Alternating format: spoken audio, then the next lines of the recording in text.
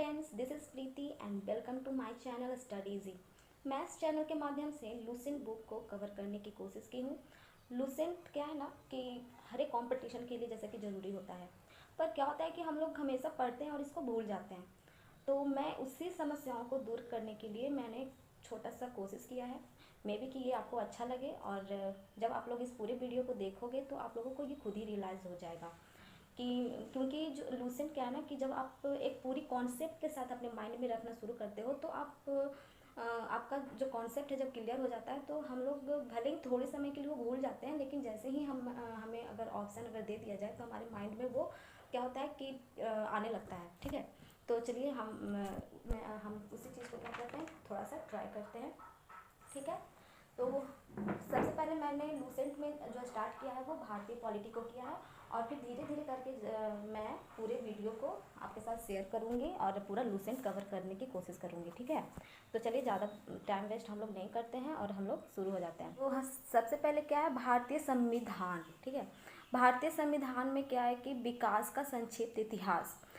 अब यहाँ से थोड़ा सा आप लोगों को ये मान करके चलना पड़ेगा कि हम लोग अगर अपने संविधान को जानना है तो हम लोगों को थोड़ा सा हिस्ट्री भी जानना पड़ेगा, क्योंकि जो संविधान है हमारा तो उसका बहुत ही पुराना इतिहास रहा है, और उस चीज़ को बिना जाने हम लोग अपने संविधान के बारे में नहीं जान सकते हैं। तो आइए यहाँ पे थोड़ा सा देखते हैं कि दिया हुआ है कि 1757 की प्लासी का बैटल और 1764 का बक्सर का बैटल, क्योंकि ये ही दोनों जो बैटल थे तो ये इसी दोनों बैटल से जो अंग्रेज़ थे इंडिया पे अपना हस्तक्षेप करना शुरू कर देते हैं। इन लोगों का क्या होता है, पहली जीत होती है इंडिया में, और यहीं से हमारा संविधान का भी जो सीढ़ी होता है वो यहीं से बनना तैयार हो जाता है। जैसा कि 1757 में प्लासी की लड़ाई में कौन होता है, रॉबर्ट क्लाइव होते हैं बंगाल के गवर्नर, और 1764 के बक्सर के युद्ध में भी।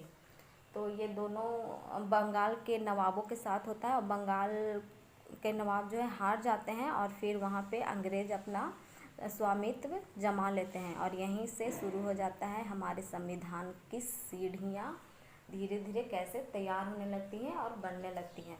ठीक है, इसके बाद क्या होता है कि 1773 का रेगुलेटिंग एक्ट आता है। ये जो है हमारे पॉलिटी को पढ़ने के लिए, हमारे संविधान को पढ़ने के लिए सबसे इम्पोर्टेंट, सबसे पहला जो रेगुलेटिंग एक्ट आता है कौन सा आता है, 1773 का रेगुलेटिंग एक्ट। तो हम लोग इसको ऐसे भी याद रख सकते हैं कि जब ब्रिटिश हमारे यहाँ आए तो उन लोगों अपना हस्तक्षेप करने के लिए और उनको अपना पावर दिखाने के लिए किस चीज़ का इस्तेमाल करना पड़ेगा, अपने मुट्ठी का इस्तेमाल करना पड़ेगा। जब मतलब इसको इस रेगुलेटिंग जो है रेगुलेटिंग एक्ट, तो किसी भी चीज़ को रेगुलेट करने के लिए क्या करना पड़ता है, सबसे पहले हमें उससे अपने मुट्ठी में बांधना पड़ता है। तो मुट्ठी में बांधने के लिए क्या किया, अंग्रेज़ों ने रेगुलेटिंग एक्ट लाया 1773 का, और इसकी 5 विशेषताएं थी। हमारे हाथों में 5 उंगलियां होती हैं, तो 5 उंगलियों से क्या किया कि उन्होंने इंडिया पे कब्जा करने के लिए रेगुलेटिंग एक्ट लाया और 5 विशेषताएं इसमें लेकर के आए। तो सबसे पहली विशेषता हम इसमें जानते हैं। सबसे पहली विशेषता ये थी कि जब जो बंगाल के जो गवर्नर का जो पद था, जो नाम दिया गया था, जो रॉबर्ट क्लाइव थे सबसे पहले, तो उसको उस गवर्नर को गवर्नर जनरल का नाम दे दिया गया। क्या कर दिया गया, बंगाल के गवर्नर को बंगाल का गवर्नर जनरल कर दिया गया। और सबसे पहले कौन बने, ये लॉर्ड वॉरेन हेस्टिंग्स, प्रथम governor general Lord Warren Hastings बने। और इन्हीं के समय में क्या आया था, 1773 का रेगुलेटिंग एक्ट। ठीक है, यहाँ तक आई होप कि कॉन्सेप्ट क्लियर हो गया होगा। फिर सेकंड में क्या है कि इसके अंतर्गत कलकत्ता प्रेसिडेंसी, क्या है, इसके अंतर्गत कलकत्ता प्रेसिडेंसी में एक ऐसी सरकार स्थापित की गई जिसमें गवर्नर जनरल और उसकी परिषद के 4 सदस्य थे। ठीक है, जो अपनी सत्ता के उपयोग संयुक्त रूप से करते थे। मतलब इसमें बस इतना ही याद रखना है कि कलकत्ता प्रेसिडेंसी में मतलब एक ऐसी सरकार बनी थी जिसमें क्या था कि एक गवर्नर जनरल थे और उसकी परिषद के 4 सदस्य थे। Third this is the most important, क्योंकि इसी के तहत 1773 के रेगुलेटिंग एक्ट के तहत ही 1774 में वॉरेन हेस्टिंग्स जो बंगाल के प्रथम गवर्नर जनरल थे, उनके तहत क्या आया था, एक उच्चतम न्यायालय की स्थापना की गई थी 1774 में। क्या किया गया, this is the most important, मैं आपको फिर से बोल रही हूँ कि 1774 में एक उच्चतम न्यायालय की स्थापना की गई जिसमें मुख्य न्यायाधीश और 3 अन्य न्यायाधीश थे।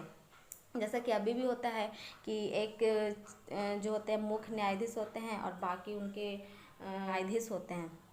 तो उस समय क्या था, उस समय कितने न्यायाधीश थे, सिर्फ 3 न्यायाधीश थे और एक मुख्य न्यायाधीश थे। इसके साथ ही उच्चतम न्यायालय की स्थापना की गई थी।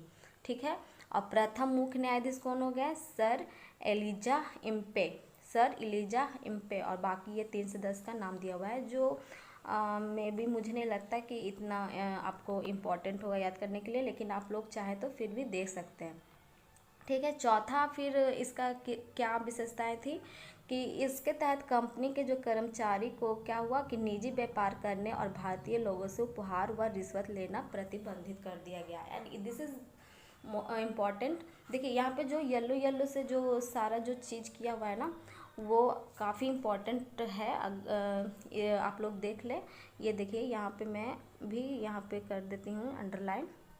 इसमें क्या हुआ था, मैं आपको इसका कॉन्सेप्ट बता दूं। जैसा कि आप लोगों ने हिस्ट्री जब पढ़ा होगा तो रॉबर्ट क्लाइव जो बंगाल के जो गवर्नर बने थे, तो उन्होंने इतना ज़्यादा मतलब उनके ऊपर एक आरोप भी लगा था रिश्वत लेने के लिए, और फिर उनका वो आरोप भले ही वो मतलब हट गया था, लेकिन उन्होंने लास्ट में सुसाइड कर लिया था। तो इसी चीज़ को देखते हुए कंपनी ने क्या किया कि ये रूल लाया कि कोई भी कर्मचारी है जो पर्सनली बिजनेस नहीं कर सकता है और भारतीय लोगों से कोई भी उपहार या रिश्वत अगर वो लेता है तो वो वो नहीं ले सकता है। वो सीधे कंपनी के हाथों में भले ही वो दे सकता है, लेकिन खुद पर्सनली वो ना तो गिफ्ट ले सकता है और ना ही वो रिश्वत ले सकता है। अगर ऐसा करेगा तो उसके ऊपर इन लोगों ने कुछ चार्ज कर रखा था। ठीक है, अब हमारा क्या आता है पाँचवा में ये देखिए यहाँ पे क्या है कि इस अधिनियम के द्वारा ब्रिटिश सरकार को बोर्ड ऑफ डायरेक्टर्स के माध्यम से कंपनी पर नियंत्रण सशक्त हो गया। तो 1773 के रेगुलेटिंग एक्ट के तहत ही क्या किया गया कि ब्रिटिश सरकार ने बोर्ड ऑफ डायरेक्टर्स बैठाया और बोर्ड ऑफ डायरेक्टर्स के माध्यम से क्या किया कि कंपनी पर अपना नियंत्रण और भी ज़्यादा सशक्त कर लिया। क्योंकि ये जो रेगुलेटिंग एक्ट आया है ना 1773 का रेगुलेटिंग एक्ट, तो ये सब जितने भी रेगुलेटिंग एक्ट आए हैं जो ब्रिटिश लेकर के आए, वो उन्होंने इंडिया पे अपना शिकंजा कसने के लिए और भी ज़्यादा यहाँ पे शासन अपना बढ़ाने के लिए ही इन्होंने किया है। तो यहाँ से हमारा जो है 1773 का रेगुलेटिंग एक्ट जो था वो ख़त्म होता है। कहाँ तक होता है, शिकंजा कसा। ठीक है, उसके बाद आता है दूसरा 1784 ईस्वी का पिट्स इंडिया एक्ट। इसमें क्या होता है कि इस एक्ट के द्वारा दोहरे प्रशासन का प्रारंभ होता है। दोहरा प्रशासन जैसे मैं आपको समझा दूं, इस दोहरे प्रशासन में बोर्ड ऑफ डायरेक्टर्स और बोर्ड ऑफ कंट्रोलर लेकर के आ जाता है। जैसे कि 1773 में भी हम लोगों ने पढ़ा था, पाँचवा जो हमारा विशेषता था उसमें कि बोर्ड ऑफ डायरेक्टर्स के माध्यम से क्या होता है कि कंपनी अपने नियंत्रण में ले लेती है क्या बिजनेस को। तो इसमें भी वही है, बोर्ड ऑफ डायरेक्टर्स और एक बोर्ड ऑफ कंट्रोलर, दो चीज़ों को लेकर के आया जाता है। बोर्ड ऑफ डायरेक्टर्स में क्या होता है, व्यापारिक मामलों में अगर कुछ होता है तो वो उसका कंट्रोल किसके हाथ में जाएगा, बोर्ड ऑफ डायरेक्टर्स के हाथों में।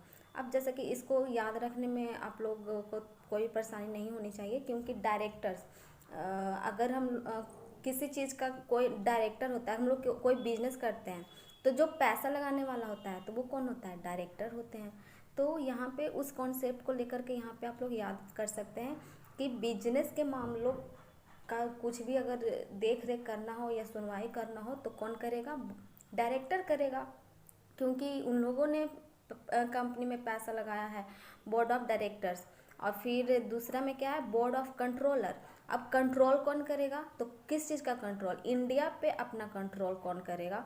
तो उसके लिए बनाया गया बोर्ड ऑफ कंट्रोलर, जो साफ लिखा हुआ यहाँ पे राजनीतिक मामलों के लिए बनाया गया था। जैसे कि राजा के साथ अगर कोई कुछ डील करनी है यहाँ पे रह करके, तो ये सब चीज़ें कौन देखेगा? तो बोर्ड ऑफ कंट्रोलर देखेगा। इसमें यही है 1784 का पिट्स इंडिया एक्ट।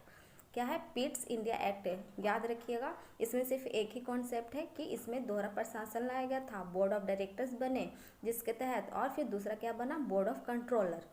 ठीक है, अब हम लोग आगे बढ़ते हैं 1793 का चार्टर अधिनियम। तो ये उतना याद रखना ज़रूरी नहीं है, बट हम लोग फिर भी इसको पढ़ लेते हैं कि क्या है इसमें। कि इसके द्वारा क्या हुआ? नियंत्रण बोर्ड के सदस्यों और कर्मचारियों के वेतन आदि को भारतीय राजस्व में से देने की व्यवस्था की गई। और इसको अगर हम इतिहास में लेकर के पढ़ें तो ये हमारे लिए काफ़ी मायने रखता है।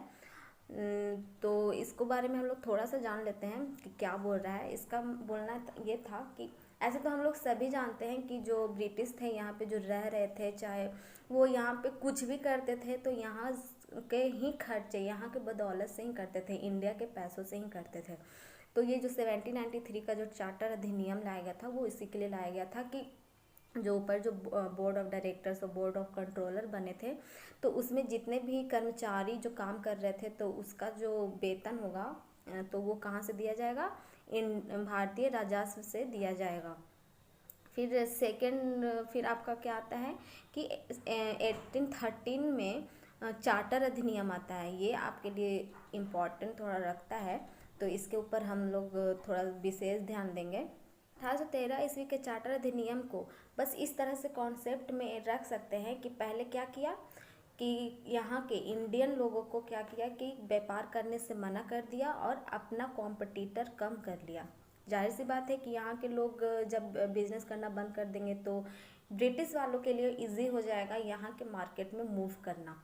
तो फिर उसके बाद जब इन लोगों को लगा कि जब ऐसा हो गया है तो क्यों ना हम लोग 20 वर्ष के लिए अपना और भी मतलब जो वैलिडिटी है वो बढ़ा लें, ताकि हम लोग यहाँ पे और लंबे समय तक बिजनेस करें और यहाँ पे मुनाफा कमाएं।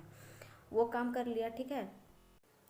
इसके बाद आपके लिए मोस्ट इम्पॉर्टेंट आता है यहाँ पे, ये चीज़ें आप कुछ याद रखें या ना रखें 1813 ईस्वी के चार्टर अधिनियम को, लेकिन आपको इसको याद रखना काफ़ी ज़रूरी हो जाता है। मैं इसको एक बार अंडरलाइन कर लूँ, ऐसे तो अंडरलाइन किया हुआ है मेरा। ये देखिए क्या कह रहा है कि 1813 में पहले ईसाई पादरियों को भारत आने की आज्ञा नहीं थी। इसमें क्या होता है ना कि जब ब्रिटिश इंडिया में आती है तो वो सिर्फ बिजनेस करने के पर्पज़ से आते हैं, लेकिन वो धीरे धीरे जब यहाँ पे देखते हैं कि रास्ता इनका क्लियर है, इनको कोई कंपटीशन देने वाला नहीं है, इन्हें कोई रोक टोक करने वाला नहीं है, तो ये धीरे धीरे क्या करते हैं, हर एक चीज़ों में अपना हस्तक्षेप करने लगते हैं। तो शुरू में तो इन्होंने यहाँ के धर्म को लेकर के हस्तक्षेप नहीं दिखाया, और यही वजह थी कि इन लोग यहाँ पे ज़्यादा दिन तक टिके रहे थे। लेकिन 1813 का जो चार्टर अधिनियम था वो इसलिए था कि कुछ जो ईसाई पादरियाँ थे वो यहाँ पे नहीं आ सकते थे 1813 ईस्वी के पहले। लेकिन क्या हुआ कि 1813 का चार्टर अधिनियम के तहत इन लोगों को इंडिया में आने का अधिकार मिल गया, और यहाँ पे आकर के इन्होंने क्या किया कि मतलब यहाँ के धर्म के साथ कुछ इन्होंने खिलवाड़ करना शुरू कर दिया था। तो यहाँ पे ये भी इम्पोर्टेंट रखता है कि 1813 में ही क्या हुए थे, ईसाई पादरियों को यहाँ पे आने का आज्ञा दिया गया था, ठीक है। तो आज के लिए हम लोग इतना ही कवर करेंगे, क्योंकि अगर वीडियो जब लंबा हो जाता है तो हम लोगों को खुद थोड़ा सा ये लगने लगता है, बोरिंग टाइप का फील होता है। तो मैं यही कोशिश करूँगी कि हम थोड़ा थोड़ा करके ही रोज़, आप लोग कुछ भी कर रहे हैं, चाहे कोई मूवमेंट, कुछ भी खाना खा रहे हो, चाहे कुछ भी कर रहे हो, उसके बीच में अगर आप लोग इस वीडियो को देख करके कुछ सीखने का कोशिश करोगे तो ज़्यादा इस चीज़ को समझ में आएगा। तो हम अगले नेक्स्ट वीडियो के साथ हम लोग पढ़ेंगे 1833 का चार्टर अधिनियम, और हम वहाँ से स्टार्ट करेंगे। और अगर आपको मेरा ये कोशिश थोड़ा सा भी पसंद आया हो तो आप लोग थोड़ा लाइक और सब्सक्राइब कर लीजिएगा, ताकि मैं और भी अच्छे से अपना एफ़र्ट डालूँ और इस चीज़ को इस तरह से आपके सामने रिप्रेजेंट करूँ ताकि आपको चीज़ें और भी अच्छे से समझ में आए। Thank you so much.